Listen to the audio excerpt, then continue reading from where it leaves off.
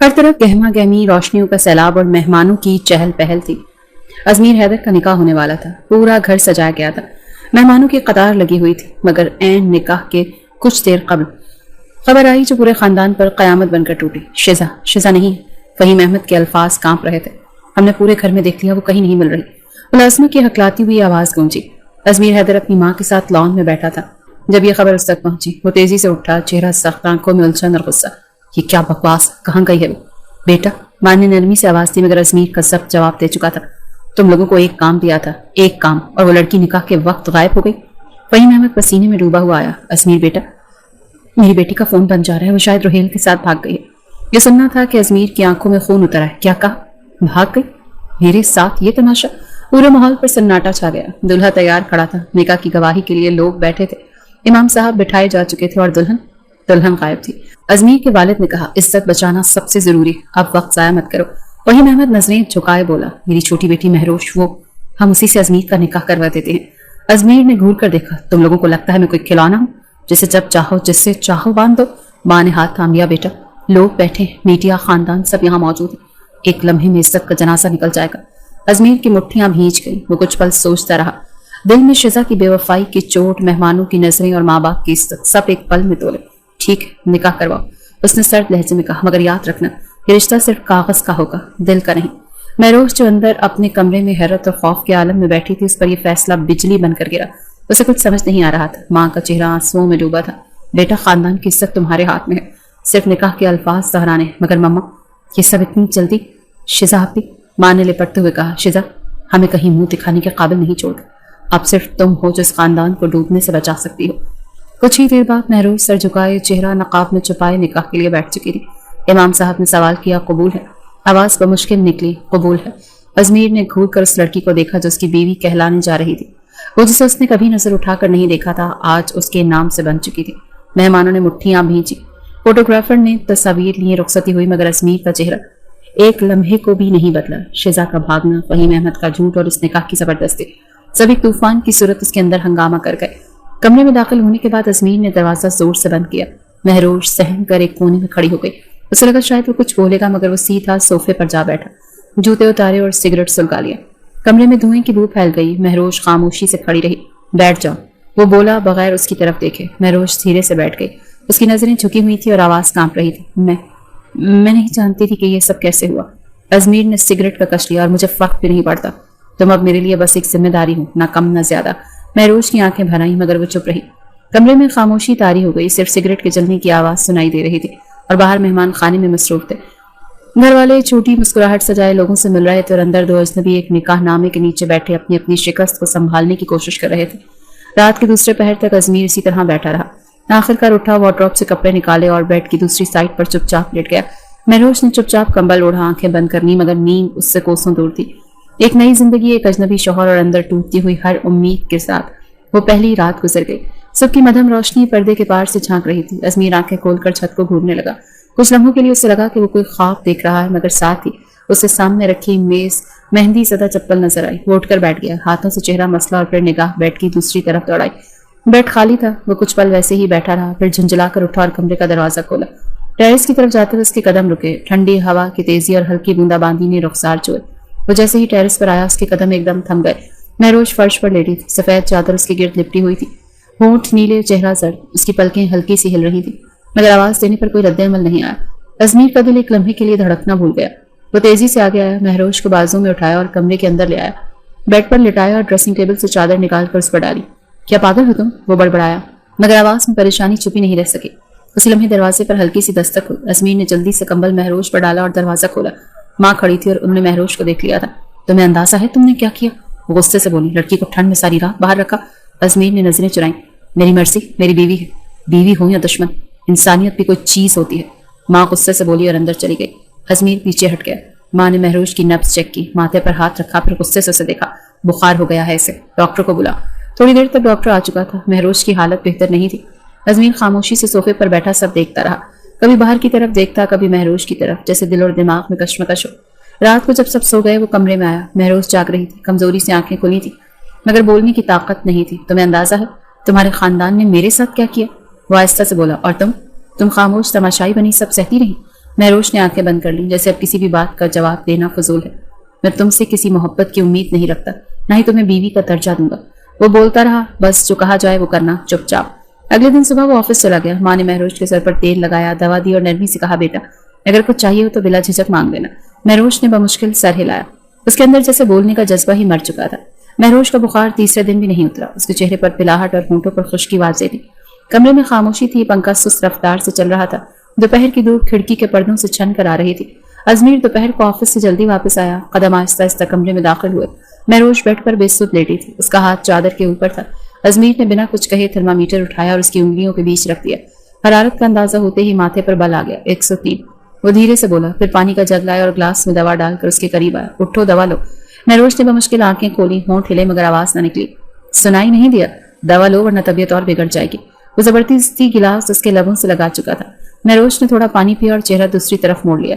अजमीर गिलास वापस रखकर कमरे से बाहर निकलने लगा कि सामने माँ चिकन सूप का कटोरा ट्रे में लिए खड़ी थी। ये लेकर जाओ और उसे पिलाओ। मैं?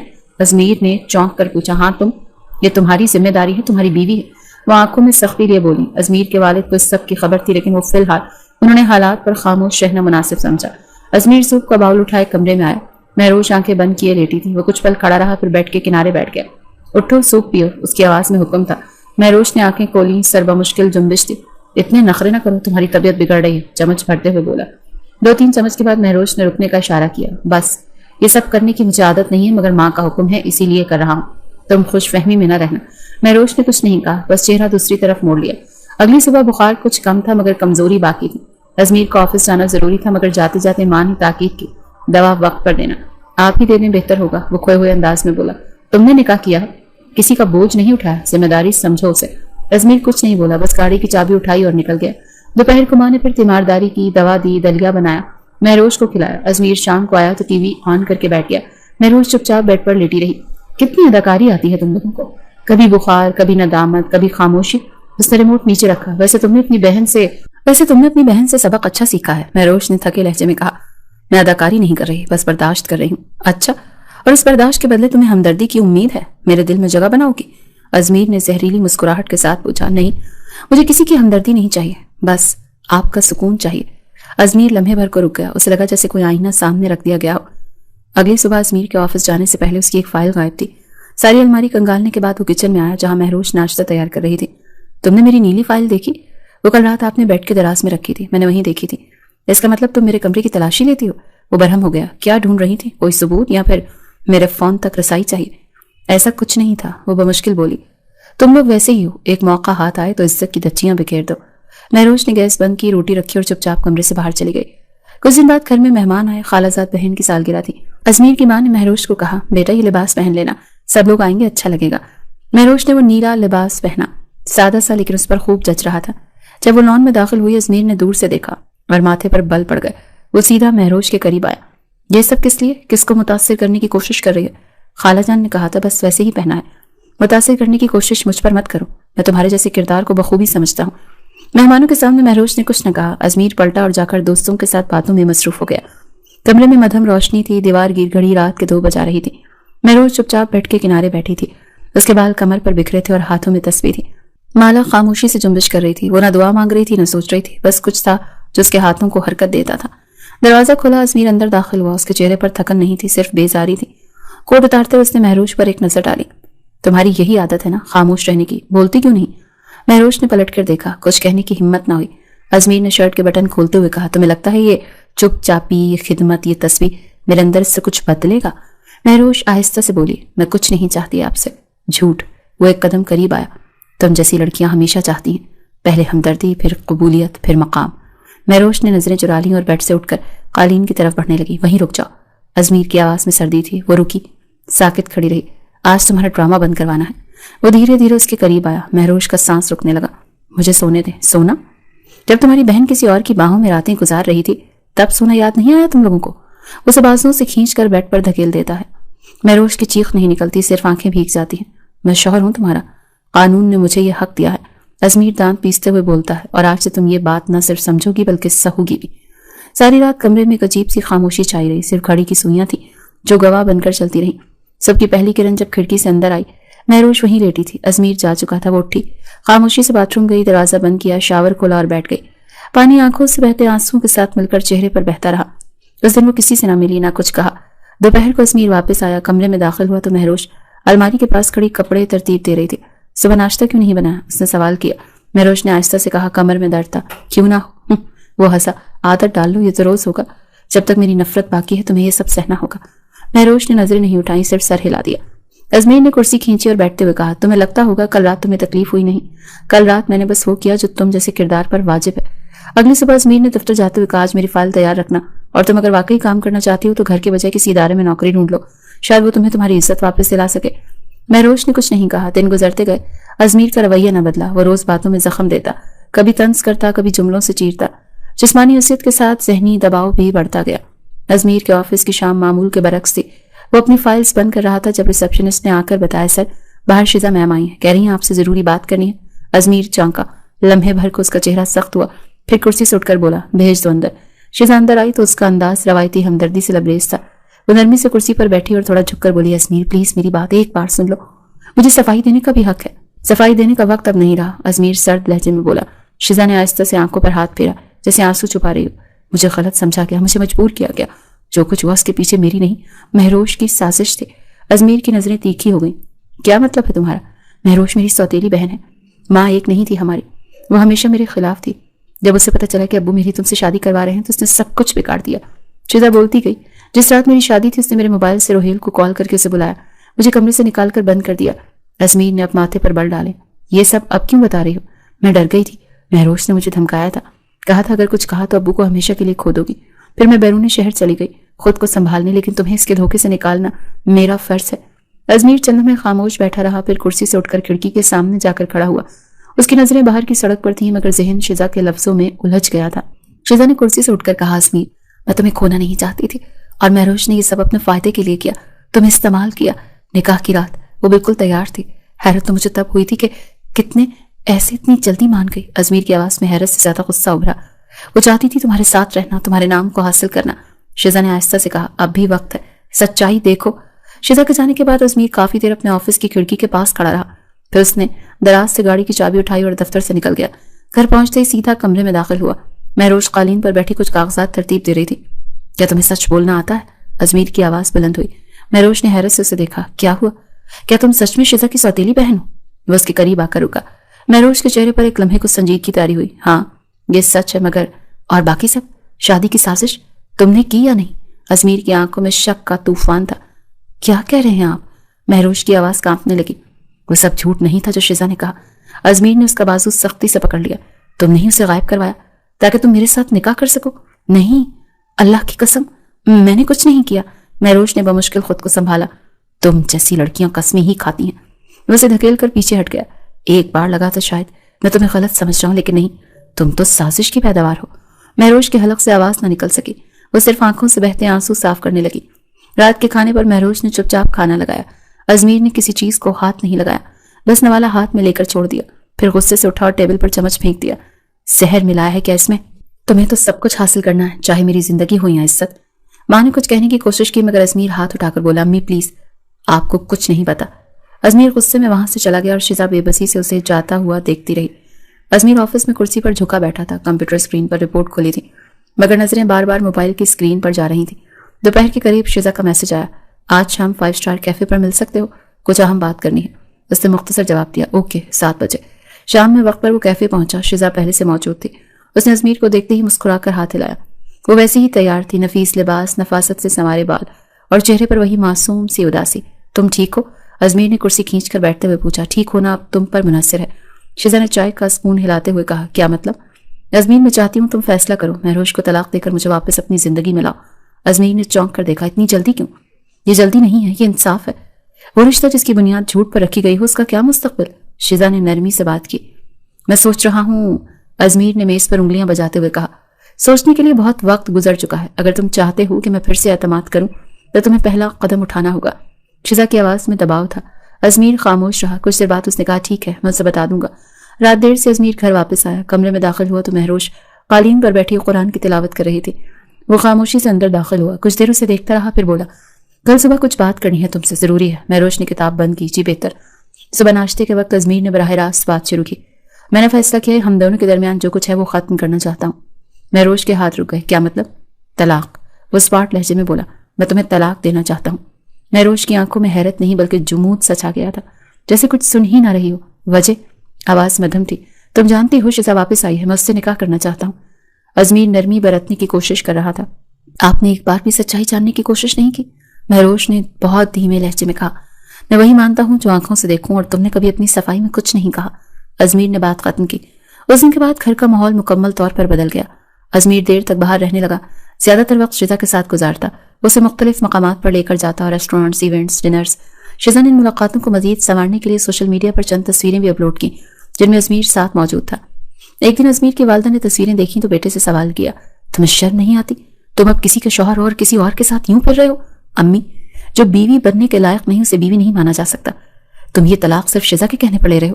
میں کسی کے کہنے پر نہیں، اپنی مرضی سے فیصلہ کر رہا ہوں. مہروش اس تمام بات چیت کو دروازے کے پیچھے سے سن رہی تھی. اندر آ کر اس نے ماں کے سامنے صرف اتنا کہا. آپ فکر نہ کریں، میں خالی ہاتھ چلی جاؤں گی. بیٹا یہ گھر تمہارا ہے. ماں نے اس کے ہاتھ تھامے. نہیں آنٹی، یہ گھر ازمیر کا ہے اور وہ مجھ سے نجات چاہتا ہے. میں ضد نہیں کروں گی.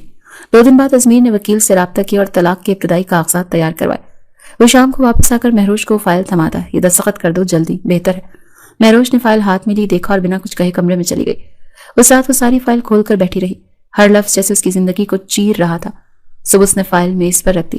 آپ جو چاہتے ہیں وہ کر لیں، میں روکنے کی کوشش نہیں کروں گی. ازمیر نے ایک لمحہ سے غور سے دیکھا، جیسے دل کہیں اندر سے ہل کر رہ گیا ہو. لیکن وہ جھٹک کر اٹھ کھڑا ہوا. شیزا میرا انتظار کر رہی ہے. اب میری زندگی وہ ہے نہ کہ تم. اس کے جانے کے بعد مہروش نے صحن میں لگے گلاب کے پودے کو پانی دیا. زمین گیلی ہو چکی تھی. وہ دیر تک پودے کے پاس بیٹھی رہی، جیسے کچھ سوچ رہی ہو. پھر آہستہ سے بڑبڑائی. کبھی کبھی الزام سچ سے بھی زیادہ بھاری ہو جاتا ہے. دوپہر کے وقت لان میں دھوپ نرم اور موسم ہلکا خوشگوار تھا. ازمیر کے والد اخبار رکھ کر بولے. بیگم، کیا تم نے ازمیر سے دوبارہ بات کی؟ کل کی تھی. ہر لفظ پر دیوار بن کر کھڑا ہو جاتا ہے. ماں نے دھیمی آواز میں جواب دیا. وہ سمجھنے کو تیار نہیں کہ مہروش بے قصور ہے. اسی وقت ازمیر اندر سے نکل کر لان میں آیا. سفید شرٹ، کالے ٹراؤزر میں تیار، ہاتھ میں کار کی چابی، چہرہ اسپاٹ. باپ نے اسے دیکھ کر کہا. بیٹھو، کچھ بات کرنی ہے. ابھی جلدی ہے، ایک میٹنگ ہے. وہ بیزاری سے بولا. یہ میٹنگ نہیں، تمہاری زندگی کا سوال ہے. 2 منٹ نکالو. ازمیر رک گیا، خاموشی سے کرسی پر بیٹھ گیا. ماں نے نرمی سے کہا. بیٹا، جو تم کر رہے ہو وہ صرف خود پر ظلم نہیں، مہروش پر بھی ہے. وہ لڑکی کسی مرحلے پر بھی تمہارے خلاف نہیں بولی. تمہیں کوئی فرق محسوس نہیں ہوا؟ امی، خاموشی کبھی کبھی سب سے بڑی سازش ہوتی ہے. باپ نے کرسی کے بازو پر ہاتھ مارا. تم اتنے ناسمجھ ہو گئے ہو. ایک لڑکی جو دن رات گھر کے کام کرے، تمہارے تانے سنے مگر کبھی جواب نہ دے، وہ سازش کر رہی ہے. ازمیر نے دانت بھینچتے ہوئے کہا. اس نے اپنی بہن کے لیے کچھ نہیں کہا، کچھ بتایا نہیں. اس کا مطلب یہی ہے کہ وہ سب کچھ جانتی ہے. جانتی تھی یا شامل تھی؟ ماں نے پوچھا. دونوں میں فرق نہیں. ازمیر نے بات کاٹ دی. شیزا نے جو بتایا وہ سب سچ لگتا ہے. وہ کبھی جھوٹی نہیں ہو سکتی. کیوں؟ کیونکہ وہ خوبصورت ہے. باپ کی آواز میں تلخی تھی. تم صرف چہرہ دیکھ رہے ہو، کردار نہیں. میں اپنا فیصلہ کر چکا ہوں. ازمیر کرسی سے اٹھتے ہوئے بولا. مہروش اس گھر میں صرف اس وقت تک ہے جب تک کاغذی کارروائی مکمل نہیں ہو جاتی. اس کے بعد وہ خود واپس چلی جائے گی. ماں نے اس کا بازو تھاما. ایک بار اس کی آنکھوں میں جھانک کر دیکھو، تمہیں سب سمجھ آ جائے گا. آنکھیں جھوٹ بول سکتی ہیں امی. وہ بازو چھڑا کر نکل گیا. اسی شام مہروش نے کچن میں کھڑے ہو کر چولہے پر دودھ چڑھایا. پیچھے سے ساس نے آ کر پوچھا. بیٹا، طبیعت ٹھیک ہے؟ تم کچھ کھاتی پیتی کیوں نہیں؟ بس بھوک نہیں لگتی، اس نے مدھم لہجے میں کہا. ماں نے صحن کی طرف دیکھا، پھر نرمی سے بولی. تمہاری جگہ کوئی اور ہوتی تو اب تک شور مچا چکی ہوتی. تم نے بہت برداشت کیا ہے. شور کا فائدہ؟ جس کے دل میں پہلے ہی فیصلہ ہو اس کے کان میں سچ کی آوازیں نہیں پہنچتی. مہروش نے چمچ ہلایا. کمرے میں بیٹھے ازمیر کے والد نے مہروش کو بلایا. بیٹا آؤ، ذرا بات کرنی ہے. وہ صحن سے چلتی ہوئی آئی. سادہ سے لباس، چہرے پر تھکن مگر انداز ہمیشہ کی طرح سادہ. بیٹا، تم واقعی شیزا کی سوتیلی بہن ہو؟ باپ نے براہ راست پوچھا. جی، میری ماں کا انتقال ہوا تو کچھ برس بعد ابو نے دوسری شادی کر لی. شیزا میری سوتیلی بہن ہے، لیکن کبھی بہن جیسے تعلق میں قبول نہیں کیا اس نے مجھے. تو پھر تم نے اس رات کچھ نہیں کیا؟ باپ نے نرمی سے پوچھا. کچھ نہیں. نکاح سے چند گھنٹے قبل مجھے کمرے میں بٹھا کر کہا گیا کہ شیزا غائب ہے اور مجھے ازمیر سے نکاح کے لیے تیار رہنا ہے. میں نے تو منع بھی کیا مگر ماں نے کہا عزت بچانے کا یہی راستہ ہے. مہروش کی آواز میں لرزش نہ تھی، بس سچائی تھی. باپ نے سر جھکا لیا. تمہاری آنکھوں میں جھوٹ نہیں ہے. ازمیر کمرے کے دروازے پر کھڑا یہ سب سن رہا تھا. اس کے چہرے پر تاثر نہیں بدلا. رات کو جب وہ کمرے میں آیا، مہروش الماری میں کپڑے ترتیب دے رہی تھی. وہ خاموشی سے بیڈ پر بیٹھ گیا. کل صبح وکیل آئے گا، میں چاہتا ہوں تم بھی موجود رہو، اس نے اسپاٹ انداز میں کہا. ٹھیک ہے، اور یہ سب ڈرامہ کرنے کی ضرورت نہیں. میرے ماں باپ تم سے ہمدردی کر رہے ہیں مگر میں ان جیسا نہیں. مہروش نے سر جھکا کر کپڑا طے کیا. مجھے کسی کی ہمدردی نہیں چاہیے، بس طلاق چاہیے تاکہ سکون سے سانس لے سکوں. ازمیر کے چہرے پر ایک لمحے کو جیسے کچھ ٹھہرا مگر وہ فوراً پلٹ گیا. بہت جلد تمہارے جیسے چہروں کے پیچھے چھپے کردار بھی سامنے آ جائیں گے۔ صبح ازمیر آفس جانے کے بعد اس کی ماں نے ڈریسنگ پر پڑی فائل دیکھی جس پر طلاق کی کارروائی کے ابتدائی صفحات پڑے تھے۔ وہ فائل لے کر شوہر کے پاس گئی۔ کچھ کرنا ہوگا، ہمارا بیٹا اندھا ہو چکا ہے اور وہ ایک معصوم کو برباد کرنے جا رہا ہے۔ کرنا ہوگا مگر کیسے؟ شزا تو ذہن میں زہر بھر چکی ہے، تو زہر کا علاج کرنا ہوگا۔ ماں نے فائل بند کرتے ہوئے کہا، اس بار بیٹے کو سمجھانا نہیں، روکنا ہوگا۔ آفس کی دوپہر خاصی مصروف تھی۔ ازمیر کانفرنس روم سے نکلا ہی تھا کہ ریسپشنسٹ نے آ کر اطلاع دی، سر ایک صاحب آپ سے ملنے آئے ہیں، نام بتایا آذر خان، کہہ رہے ہیں آپ کے کالج کے دوست ہیں۔ ازمیر چونکا، حاضر، اسے اندر بھیجو۔ کچھ لمحوں بعد دروازہ کھلا، دراز قد، صاف لباس اور دھیمے انداز میں بولتا آذر اندر داخل ہوا۔ دونوں نے مسافہ کیا، ہلکی مسکراہٹوں کا تبادلہ ہوا۔ یار کتنے سال ہو گئے تمہیں دیکھے؟ ازمیر نے کرسی کھینچتے ہوئے کہا۔ 8 سال، شاید اس سے بھی زیادہ۔ لندن میں ہی سیٹل ہو گیا تھا، ابھی کچھ دن کے لیے آیا ہوں تو سوچا تم سے مل لوں، آذر نے جواب دیا۔ چند رسمی باتوں کے بعد آذر نے سنجیدہ لہجہ اپنایا، سنا شادی ہو گئی تمہاری؟ ازمیر نے ہنسی میں بات کو ہلکا لینے کی کوشش کی، ہو تو گئی مگر اب طلاق کا پروسیس چل رہا ہے۔ آذر نے ایک لمحہ رک کر پوچھا، کس سے شادی کی تم نے؟ وہیم انکل کی بیٹی سے، مہروش نام ہے اس کا۔ اصل میں شزا کے بھاگنے پر فیملی نے نکاح کروا دیا، بعد میں شزا لوٹ آئی اور بہت کچھ پتا چلا، تمہیں تو خبر نہیں ہوگی، سارا کھیل اسی مہروش کا تھا۔ آذر کی آنکھوں میں الجھن ابھری، تم یہ سب سچ سمجھتے ہو؟ ازمیر نے سیدھا ہو کر بیٹھتے ہوئے کہا، دیکھو آذر، میں اندھا نہیں، ثبوت موجود ہیں، شزا نے سب بتایا، مہروش نے سازش سے شادی کی اور میرے ساتھ زندگی کا مذاق بنایا۔ آذر نے ایک گہری سانس لی، تمہیں پوری بات سننی پڑے گی اور اس بار مجھے روکو گے نہیں۔ ازمیر چونک گیا مگر خاموش رہا۔ آذر نے جیب سے فون نکالا، اسکرین پر کچھ تصاویر دکھائیں۔ شزا مختلف لڑکوں کے ساتھ پارٹیوں اور ریسٹورینٹس اور گاڑیوں میں موجود تھی۔ ایک تصویر میں وہ کسی لڑکے کے کاندھے پر ہاتھ رکھے کھڑی تھی۔ یہ کیا ہے؟ ازمیر کے ماتھے پر بل پڑے۔ یہ وہ ہے جسے تم سچ سمجھ رہے ہو۔ شزا کے کم از کم 4 افیئرز تھے، جن میں سے 2 کے ساتھ میں نے خود اسے شہر کے کلب میں دیکھا۔ وہ کوئی معصوم مظلوم لڑکی نہیں بلکہ چالاک اور موقع پرست ہے۔ ازمیر کا چہرہ سنجیدہ ہو گیا، اور مہروش، تمہیں اس کی اصل کہانی معلوم بھی ہے؟ آذر نے سوال کیا۔ ازمیر نے کوئی جواب نہیں دیا۔ آذر نے بات جاری رکھی، تمہیں یاد ہے ہم لوگ وہیم انکل کے ساتھ والے محلے میں رہتے تھے، میں روز ان کے گھر کا ماحول دیکھتا تھا۔ مہروش اپنی ماں کے بعد جیسے نوکرانی بن کر رہ گئی تھی، سوتیلی ماں اس پر ہاتھ اٹھاتی تھی، شزا اس کی چیزیں چھین لیتی تھی اور باپ بے بس تماشائی بنا رہتا تھا۔ ازمیر کی آنکھوں میں سوال ابھرا، یہ سب تمہیں کیسے معلوم؟ میں گواہ ہوں ہر چیز کا، ہمارا مہروش کے والد سے کافی گہرا تعلق بن گیا تھا۔ ایک دن میں نے دیکھا مہروش کی انگلی کٹی ہوئی تھی، مگر شام کو وہ اسکول کے کام کے ساتھ ساتھ سارا گھر بھی سنبھال رہی تھی۔ شزا نے کئی بار اس کے کپڑے جلا دیے، وہ چپ رہی۔ آذر نے دھیرے سے کہا، ایسی لڑکی اگر خاموش ہے تو سازش ہی نہیں، صابر ہوتی ہے۔ ازمیر کرسی سے اٹھ کھڑا ہوا، ایک ہاتھ بالوں میں لے گیا، کچھ دیر چپ رہا، پھر دھیرے سے بولا، شزا نے کہا تھا مہروش نے نکاح کے لیے پلاننگ کی۔ شزا جھوٹ بولتی ہے، وہ چاہتی ہے تم اسے قبول کرو اور اس کے لیے وہ کچھ بھی کر سکتی ہے۔ آذر نے فون ٹیبل پر رکھا، میرے پاس اور بھی تصویریں ہیں، اور اگر تم چاہو تو وہ لڑکا بھی مل سکتا ہے جس کے ساتھ وہ بھاگی تھی، اب اسے پہچاننے سے بھی انکار کر چکا ہے۔ ازمیر جیسے کرسی پر واپس گرا، اسے یاد آنے لگا مہروش کے چپ سلوک، سادہ لہجے اور سہم قدم، وہ لمحے جب اس نے سوال کیے بغیر ساری ذلت برداشت کی، وہ راتیں جب اس نے تکلیف صحیح مگر زبان نہیں کھولی۔ میں نے غلط کیا، ازمیر کی آواز جیسے کسی گہرے کنویں سے آئی ہو، اب بھی وقت ہے، اگر تم واقعی انسان ہو تو وہ غلطی سدھارو جس نے کسی کا وجود رون دیا۔ آذر نے کہا اور اٹھ کھڑا ہوا۔ آذر، تم میرے ساتھ چلو گے؟ میں تمہیں لے کر اس کے پاس جانا چاہتا ہوں۔ ازمیر نے نظریں اٹھا کر کہا، چلو۔ آذر نے مختصر سے جواب دیا۔ گھر پہنچ کر جب ازمیر نے کمرے میں قدم رکھا تو مہروش بیگ سمیٹ رہی تھی۔ نظر اٹھی تو ازمیر کے ساتھ آذر کو کھڑا دیکھ وہ رکی۔ ازمیر کچھ قدم بڑھا، آہستہ سے کہا، مہروش مجھے معاف کر دو۔ مہروش نے خاموشی سے اسے دیکھا، پھر آذر کی طرف۔ آذر بولا، اسے سب کچھ بتا دیا ہے، شزا کا اصل چہرہ، تم پر ہونے والے ظلم، سب کچھ۔ ازمیر نے فائل ہاتھ سے زمین پر پھینکی۔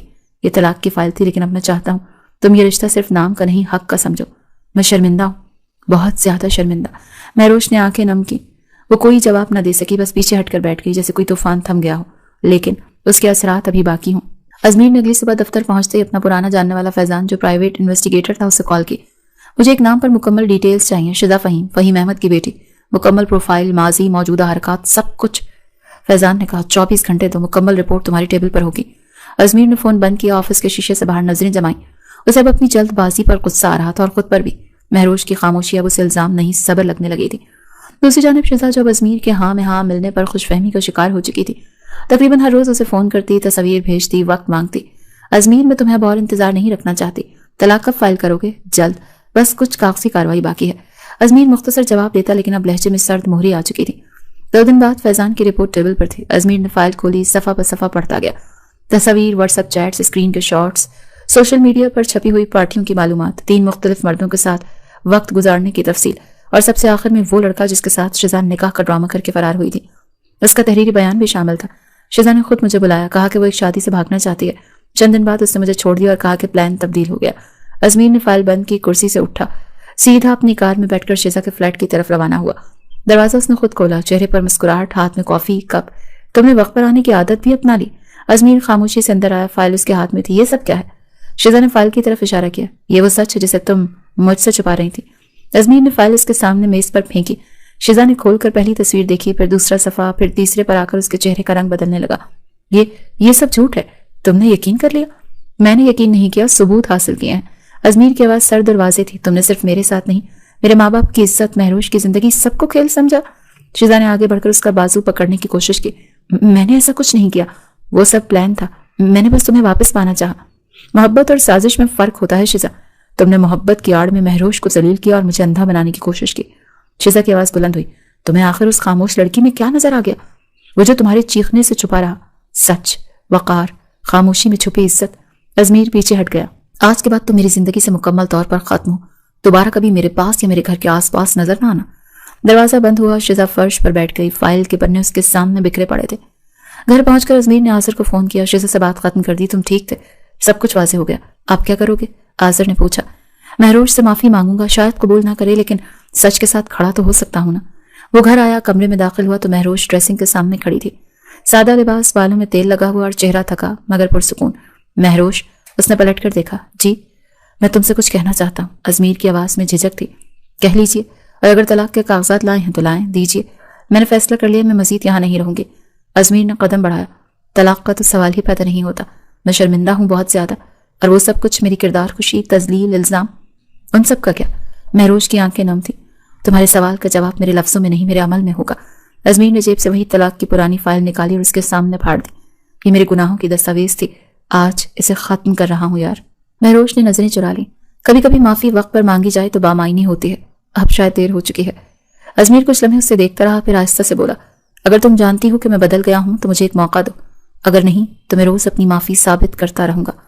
مہروش خاموش رہی۔ دروازے کے باہر آذر کھڑا تھا، اندر کی باتیں سنی جا رہی تھی، لیکن اس بار گواہ صرف دیواریں نہیں تھی، سچ بھی تھا جو دیر سے آیا مگر مکمل آیا۔ گھر میں فضا معمول سے زیادہ خاموش تھی۔ مہروش دن بھر کمرے سے باہر نہیں نکلی تھی۔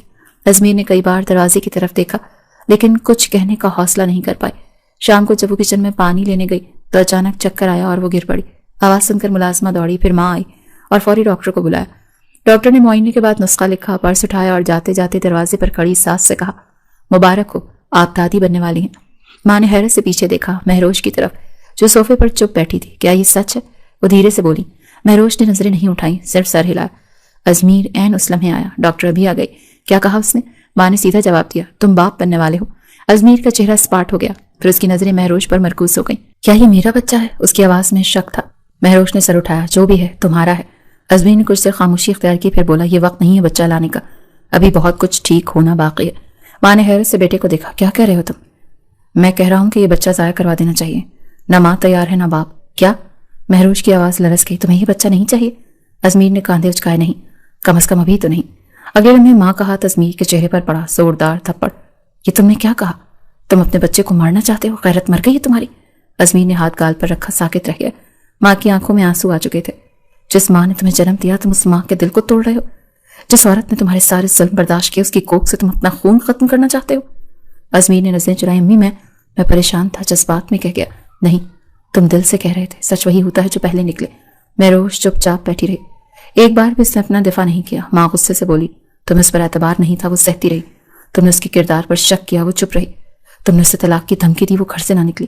اب جب قدرت نے تمہیں ایک نیا موقع دیا تو تم اسے بھی ختم کرنا چاہتے ہو؟ ازمیر پیچھے ہٹ گیا، صوفے پر بیٹھا، دونوں ہاتھوں سے اپنا چہرہ چھپا لیا۔ ماں نے مہروش کے کاندھے پر ہاتھ رکھا۔ بیٹا، تم فکر نہ کرو، یہ بچہ تمہارا فخر ہوگا۔ مہروش نے آنکھوں میں نمی کے ساتھ سر ہلایا۔ ازمیر نے رات کا کھانا نہیں کھایا، کمرے میں جا کر کئی گھنٹے بیڈ پر خاموش بیٹھا رہا۔ ساری رات ذہن میں ماں کے الفاظ گونجتے رہے۔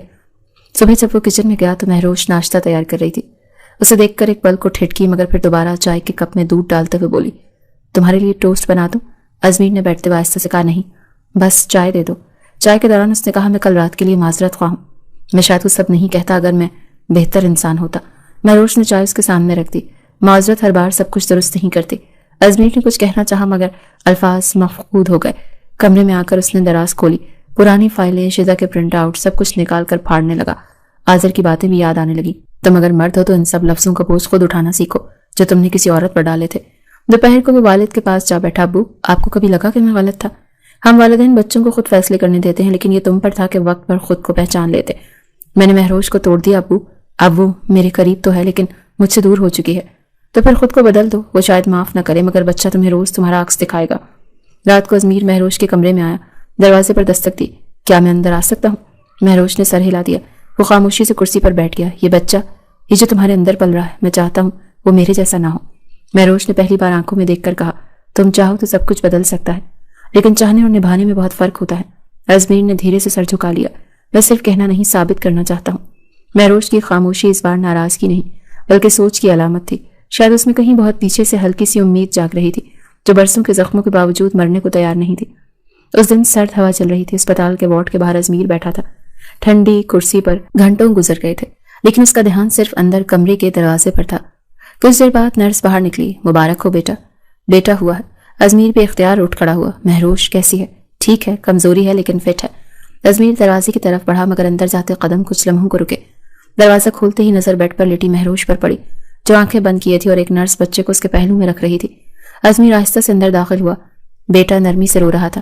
نرس نے بچے کو سیدھا کیا اور ازمیر کے اشارے پر اسے گود میں تھما دیا۔ چھوٹے سے وجود کو دیکھتے ہوئے اس نے دل میں ایک عجیب سی نرم ہلچل محسوس کی۔ مہروش نے آنکھیں کھولی۔ تھکن زدہ آنکھوں میں سوال بھی تھے اور خاموشی بھی۔ میں کچھ بول نہیں پا رہا، ازمیر نے بچے کو نرمی سے سہلاتے ہوئے کہا۔ بس ایک بات کہنا چاہتا ہوں۔ شکریہ۔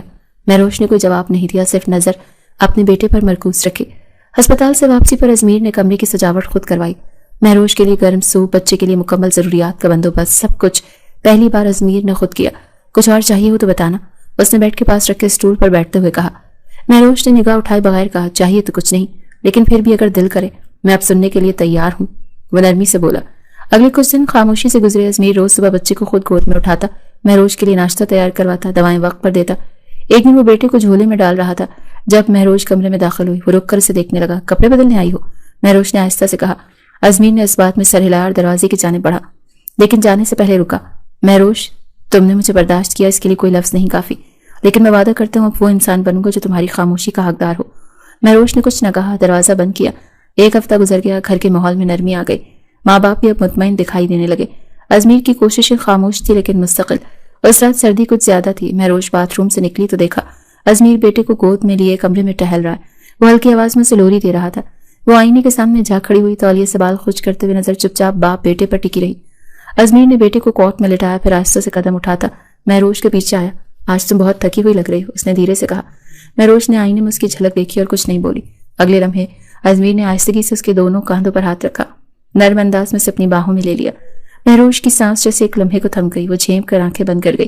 اگر تم نے مجھے آج بھی دور کر دیا تو میں کچھ نہیں کہوں گا، لیکن اگر تمہارا دل کرے تو شاید ہم دونوں اس زندگی کو ایک نیا موقع دے سکتے ہیں۔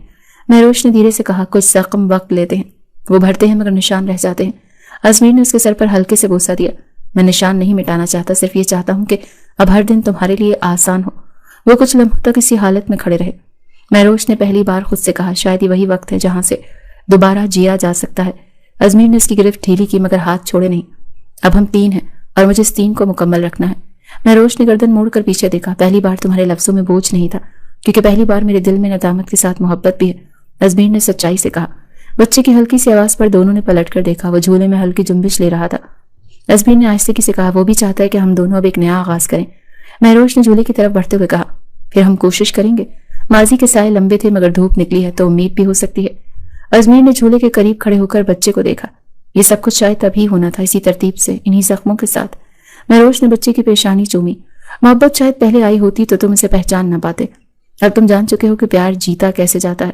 ازمیر نے دھیرے سے کہا، اور تم نے سکھایا کہ برداشت بھی محبت کا ایک رنگ ہے۔ کمرے میں مدھم روشنی تھی اور زندگی کا نیا سورج ان کے درمیان طلوع ہو رہا تھا۔ زخم تھے، نشان تھے، لیکن اب ہر قدم پر ایک نیا راستہ بھی تھا، محبت کا، بھروسے کا، اور اس گھر کی اصل مکمل تصویر کا۔